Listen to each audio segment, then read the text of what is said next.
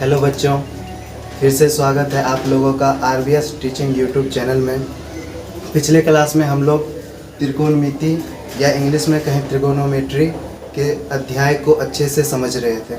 पिछले क्लास में हमने त्रिकोणमिति के कंसेप्ट को समझा था कि त्रिकोणमिति किसे कहते हैं, त्रिकोणमिति में मापन की प्रक्रिया किस प्रकार की होती है, त्रिकोणमिति में समकोण त्रिभुज में लंब कर्ण और आधार का निर्धारण कैसे किया जाता है। तो पिछले क्लास में इन सब कंसेप्ट को हमने अच्छे से समझा था, और अगर आपने अभी तक वो वीडियो नहीं देखा है तो आप जाके उसे कृपया देख लें ताकि आप अच्छे से कंसेप्ट को समझ सकें।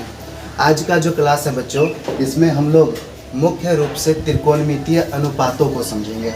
सबसे पहले मैं लिख लेता हूँ त्रिकोणमितीय अनुपात।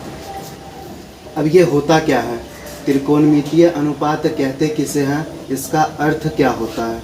सबसे पहले अगर आपने त्रिकोणमिति की परिभाषा को सही से समझा होगा, त्रिकोणमिति की परिभाषा पढ़ा है, तो हमने ऐसे कुछ बताया था कि त्रिकोणमिति एक ऐसा अध्याय है, एक ऐसा शाखा है गणित का जिसके अंतर्गत हम लोग समकोण त्रिभुज के कोण और भुजाओं के अनुपात से संबंधित मापन की प्रक्रिया करते हैं। तो वही चीज़ यानी कोण और भुजाओं के अनुपात के बीच संबंध दिखाने के लिए त्रिकोणमिति में एक शब्द आता है जिसको हम लोग कहते हैं त्रिकोणमितीय अनुपात। या आप ऐसा कह सकते हैं कि ये शब्द नहीं है बल्कि ये त्रिकोणमिति का मशीन है जिसके ऊपर त्रिकोणमिति चलता है।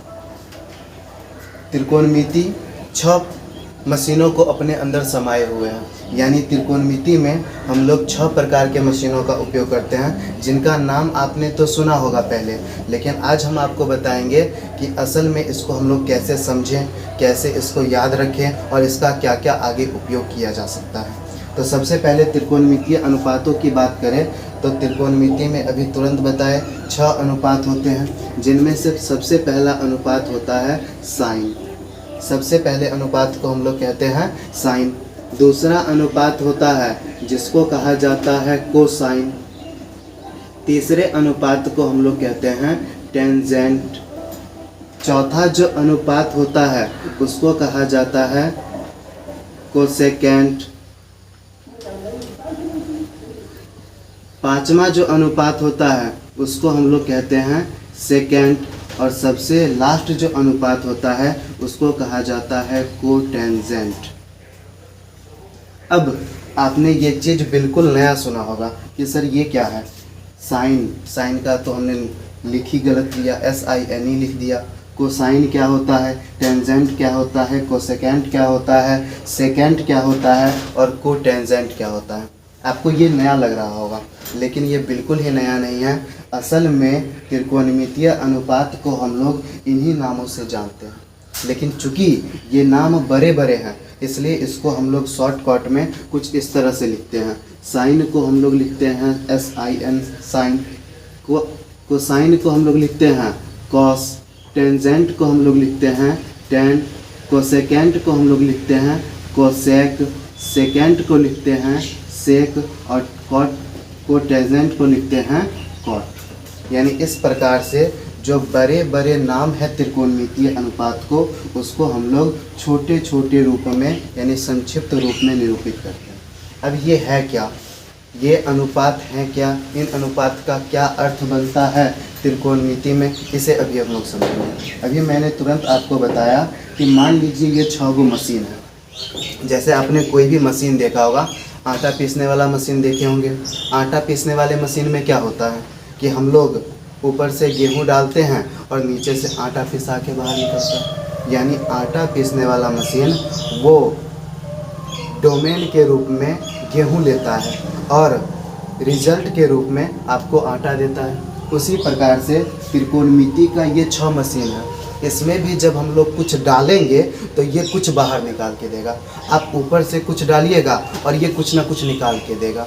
तो अब ये क्वेश्चन आता है कि ये जो त्रिकोणमितीय मशीन है 6 गो, जिसको हम लोग त्रिकोणमितीय अनुपात कहते हैं, इसमें डाला क्या जाएगा और ये निकाल के क्या देगा। तो सबसे पहले कि हमने त्रिकोणमिति के बारे में पढ़ा। त्रिकोणमिति में 2 ही चीज़ें हैं, एक कोण और दूसरा भुजाओं का अनुपात। एक कोण और दूसरा भुजाओं का अनुपात। तो त्रिकोणमितीय अनुपात जो है वो भी इन्हीं दोनों से संबंधित है। कोई भी त्रिकोणमितीय अनुपात हो, साइन से लेके कॉट तक, उसमें हम लोग हमेशा और हमेशा कोण को डालते हैं और वो रिजल्ट के रूप में भुजाओं का अनुपात देता है। साइन उठाएंगे, साइन मशीन है, इसको उठाएंगे, उसमें एक कोण डालेंगे, जैसे ही कोण डालेंगे ये एक भुजाओं का अनुपात दे देगा। कॉस, टैन, कॉसेक, सेक, कॉट, ये सब इसी प्रकार के मशीन है जिसमें हम कोण डालेंगे, भुजाओं का अनुपात मिलेगा। कोण कहीं से पकड़ के लाइए और डालिए, भुजाओं का अनुपात मिलेगा। ठीक है। अब बात ये आती है कि इसमें भुजाओं का अनुपात मिलेगा कैसे, क्या बताए, आप समझ में कुछ नहीं आया। तो सबसे पहले समझ लीजिए कि हमने जो त्रिकोणमितीय अनुपात या त्रिकोणमिति की बात करना शुरू किया था वो केवल और केवल एक समकोण त्रिभुज के लिए बात करना शुरू किया था। और आपको मैं पहले ही बता चुका हूँ कि समकोण त्रिभुज में कौन कर्ण होगा, कौन लंब होगा, कौन आधार होगा, उसे आप लोग पीछे की वीडियो में समझ सकते हैं। अभी समझते हैं कि ये काम कैसे करता है त्रिकोणमितीय अनुपात। तो सर सबसे पहली बात कि अगर समकोण त्रिभुज में आप जाइएगा तो आपको तीन चीज़ें मिलेंगी। पहला कर्ण, दूसरा आपका होगा लंब और तीसरा आपका होगा आधार। देखिए लंब और आधार को हमने यहाँ पे नहीं लिखा है क्योंकि पिछले वीडियो में मैंने बताया था कि लंब और आधार का निर्धारण हम लोग तब तक नहीं कर सकते हैं जब तक हमें कोई प्रॉपर कोण या कोई पर्टिकुलर कोण गिवन ना हो। यानी हमें ये ना बता दिया गया हो कि हमें किस कोण के द्वारा मापन करना है, तब तक हम लोग लंब और आधार को निर्धारित नहीं कर सकते हैं। लेकिन ये बात तो पक्का है कि तीन चीज़ें तो होंगी ही होंगी किसी भी समकोण त्रिभुज में। एक कर्ण होगा, एक लंब होगा और एक आधार होगा। अब बात करते हैं कि ये साइन, कॉस, टैन, कोसेक, सेक या कॉट, यानी ये जो त्रिकोणमितीय अनुपात है ये काम कैसे करता है। तो अभी हमने आपको ऐसे बताया कि सर इसमें आप डालिएगा कोण, हमारे पास मशीन है त्रिकोणमितीय अनुपात नामक, उसमें कोण डालिए, भुजाओं का अनुपात देगा। तो जिस कोण को आप डालिएगा वो आपको पहले से पता होना चाहिए। मान लीजिए हम सी कोण को डालने वाले हैं, तो किसी भी कोण को डालने के लिए हम लोग मुख्य रूप से उस कोण को पहले थीटा से सूचित कर लेते हैं। थीटा क्या है, एक ग्रीक जो है सिंबल है जिसका उपयोग हम लोग कोण को सूचित करने के लिए करते हैं। अब मान लीजिए इस सी नाम के कोण को हमने थीटा समझ लिया, तो पिछले कक्षा के अनुसार आपको पता है कि थीटा के सामने वाला हमारा लंब कहलाने वाला है और जो बचा हुआ है वो हमारा आधार कहलाने वाला है। बिल्कुल क्लियर है। अब देखिए अगर इन सभी त्रिकोणमितीय मशीनों में हम लोग थीटा डालेंगे, मतलब कोण डालेंगे, तो ये कोई ना कोई अनुपात निकाल के देगा। लेकिन हर किसी का अनुपात बिल्कुल अलग होगा। जैसे मान लीजिए कि ये जो साइन नाम का मशीन है इसमें हमने थीटा डाला, हमने कोण डाला, तो ये तुरंत हमें भुजाओं का अनुपात देगा। लेकिन हमारे पास तो यहाँ तीन भुजाएं हैं, लंब, कर्ण और आधार। तो ये जिस भुजा का अनुपात देता है, साइन नाम का मशीन जिस भुजा का अनुपात देता है वो होता है लंब और कर्ण। जब हम लोग साइन नाम के मशीन में थीटा नामक कोई कोण डाल देंगे तो उस कोण के सापेक्ष जो लंब होगा वो और जो हमारा कर्ण होगा वो उसका अनुपात देने का काम करेगा साइन। उसी तरह से अगर आपने मान लीजिए कॉस में थीटा डाल दिया, यानी कॉस नाम के मशीन में कोण डाल दिया, तो ये भी एक अनुपात निकाल के देगा और वो जो अनुपात होगा हमारा वो होगा आधार और कर्ण का, यानी आएगा आधार अनुपात कर्ण, आधार बट्टा कर्ण। उसके बाद टैन के अंदर जब डाल दीजिएगा आप थीटा, यानी टैन नाम के मशीन में आपने कोण डाल दिया, तो मशीन है, कोण लिया, भुजाओं का अनुपात देगा और ये जिस भुजा का अनुपात देगा वो होगा लंब और आधार। अब बच्चों ध्यान दीजिए, आपको मुख्य रूप से यही तीन मशीन को याद रखना है। बाकी जो तीन मशीन है इसके उल्टा है, यानी मशीन को हमने उल्टा कर दिया, बस ये तीन मशीन का रिजल्ट प्राप्त हो जाएगा। मेन रूप से आपको यही तीन मशीन याद रखना है कि sine, cos, tan, sine, cos, tan, ये तीनों मशीन कोण लेने के बाद किस भुजा का अनुपात देता है, ये अगर आपको याद हो गया तो बाकी 3 बिल्कुल आसान है, इसे आप लोग अपने से बना सकते हैं या याद कर सकते हैं। तो सबसे पहले एक बार फिर साइन नाम का जो मशीन है इसमें थीटा जाएगा, ये अनुपात देगा लंब और कर्ण का। कॉस नाम का मशीन, इसमें थीटा जाएगा, कोण जाएगा, तो ये अनुपात देगा आधार और कर्ण का। टेन नाम का मशीन, इसमें जब थीटा जाएगा तो ये अनुपात देगा लंब और आधार का। अब बात करते हैं कोसेक, सेक और कॉट की। तो ये तीनों बिल्कुल इन तीनों के उल्टे हैं। उल्टा होने का मतलब ऐसा नहीं कि इसमें हम आटा डालेंगे तो गेहूँ निकलेगा। उल्टा होने का मतलब ये लेंगे तो कोण ही, लेकिन जो रिजल्ट हमको देंगे वो उल्टा होगा। ऐसे जैसे मान लीजिए कोसेक में हमने जैसे ही थीटा डाला, तो कोसेक में अगर आप थीटा डालिएगा तो ये उल्टा रिजल्ट देगा। किसका उल्टा रिजल्ट देगा? तो साइन का उल्टा। साइन में हमें आया था लंब और कर्ण के आधार का अनुपात, लंब और कर्ण का अनुपात, तो हमें यहाँ पे मिलेगा कर्ण और लंब का अनुपात। उसी प्रकार सेक में जब हम थीटा डालेंगे तो वो भी अनुपात देगा। किसके उल्टा? तो कॉस के उल्टा। सेक में डालिए थीटा तो ये कॉस के उल्टा देगा। क्या दे देगा? कर्ण और आधार का अनुपात।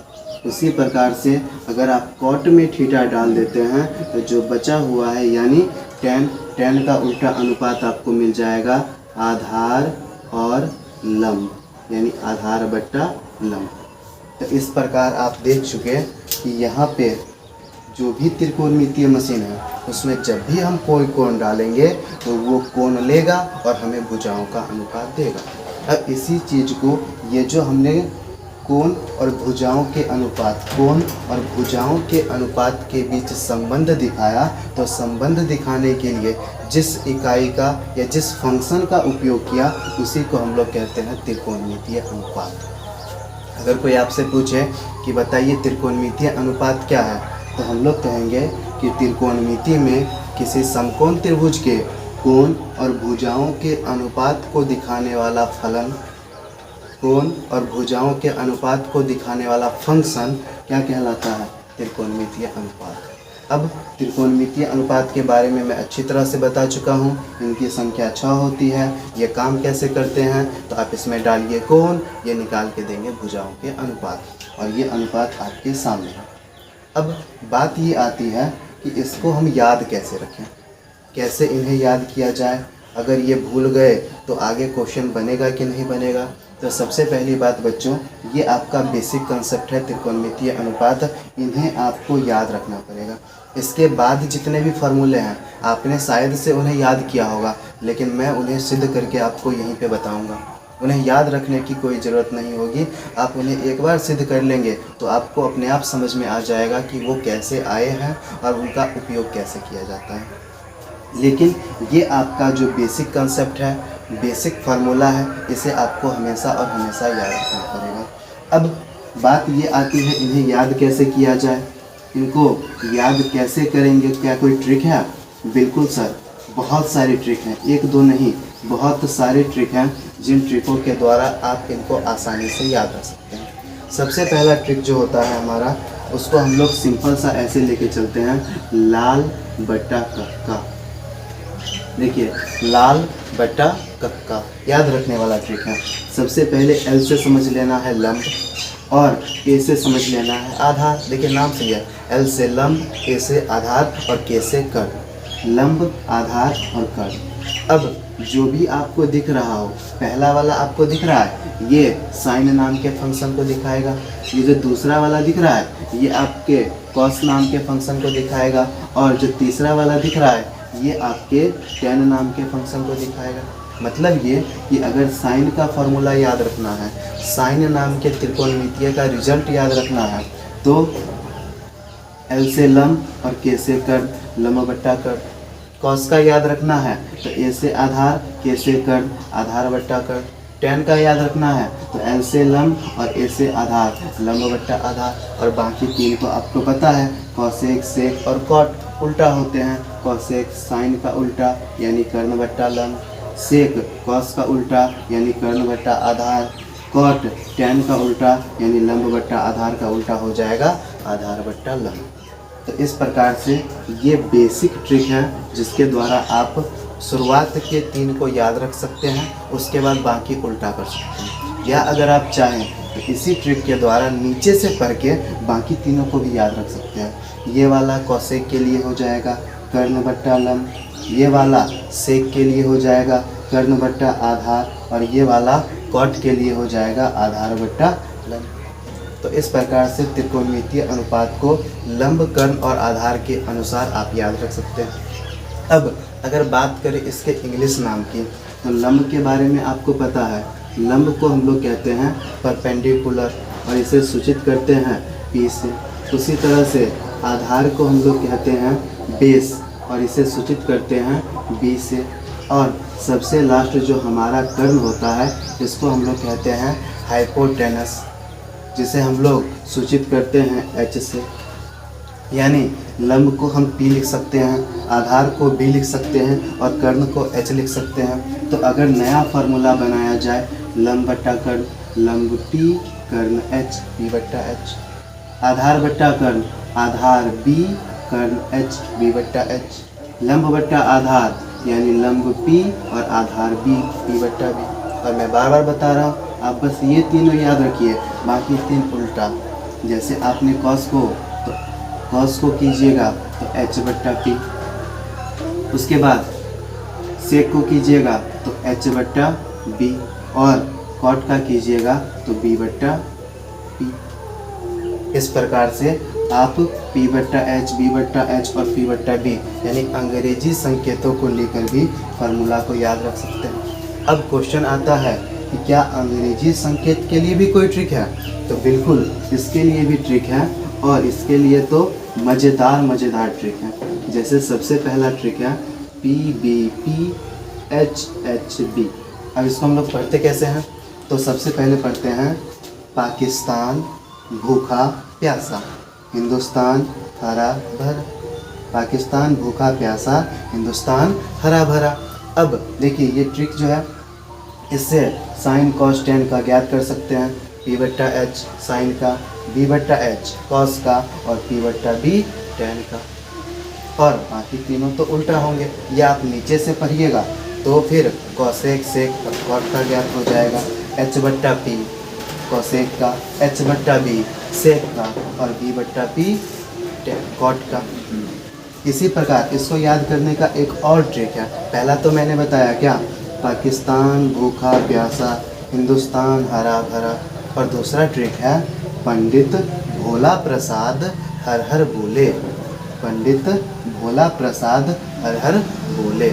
इस तरह से आप इस ट्रिक को याद रख सकते हैं। और ये जो 2 ट्रिक हैं, इन दोनों ट्रिक के द्वारा त्रिकोणमितीय अनुपातों को हिंदी के रूप में भी और अंग्रेजी संकेतों के रूप में भी आप याद रख सकते हैं। आप ऐसे याद कीजिए या ऐसे याद कीजिए, रिजल्ट सेम आने वाला है, कोई बदलाव नहीं होगा। तो बच्चों, सबसे पहली बात, त्रिकोणमितीय अनुपात ज़्यादा बड़ा चीज़ नहीं है, बस याद रखना है त्रिकोणमितीय अनुपात क्या है। एक मशीन है सर, इस मशीन से क्या काम किया जाता है, तो इसमें जैसे ही आप कोण ला के डालिएगा तो ये आपको देगा भुजाओं का अनुपात। आप कोण ला के डालिएगा ये भुजाओं का अनुपात, लेकिन हर मशीन अलग अलग अनुपात देगा। वही अनुपात यहाँ पे है और इसी अनुपात को हमें याद करना है। तो आई होप त्रिकोणमितीय अनुपात क्या होते हैं, त्रिकोणमितीय अनुपातों को कैसे याद रखा जाए, इसे आप अच्छे से समझ गए होंगे। और मैं चाहूँगा कि आप लोग इसे अच्छे से याद कर लें, क्योंकि आगे के क्वेश्चनों में या आगे के जो भी फार्मूलाज होंगे उनमें ये बहुत ज़्यादा काम देगा। तो ये आपका बेसिक फार्मूला कहिए वो था जिसे आपको याद रखना बहुत ही ज़्यादा ज़रूरी है। अगर वीडियो पसंद आया हो तो लाइक करें, शेयर करें और सब्सक्राइब कर लें।